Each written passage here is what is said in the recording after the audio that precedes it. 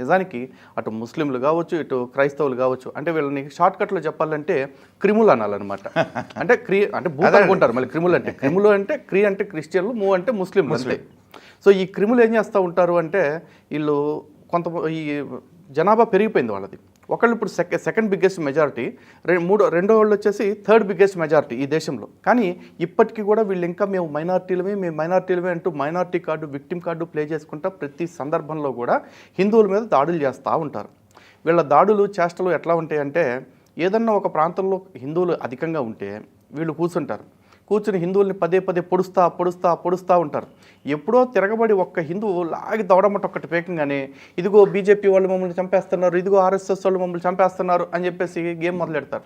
అప్పుడు దాకా ఈడు పొడిచేసింది, ఈడు గెలుతుంది, ఇదేమీ ప్రపంచానికి తెలియనివాడు. ఇంత టాక్టికల్గా వాళ్ళు బతుకుతూ ఉంటారనమాట. కానీ ఇదేమీ తెలియని అమాయక బ్యాచ్ ఒకళ్ళు ఉన్నారు. అమాయక బ్యాచ్ అనే కంటే కూడా ఒక కంఫర్టబుల్ జోన్లో బతకడం అలవాటైపోయిన ఒక బేవర్స్ బ్యాచ్ ఉన్నారు. వాళ్ళు మనం సూడో సెక్యులర్స్ అని చెప్పేసి అంటాం. ఈ సూడో సెక్యులర్స్ ఏం చేస్తూ ఉంటారంటే, అయ్యయ్యో నిజంగా హిందూ మతం అంటే ఎంత హింసావాదంతో కూడుకుందా, ఎంతమంది మీద దాడులు చేస్తుందా అంటారు.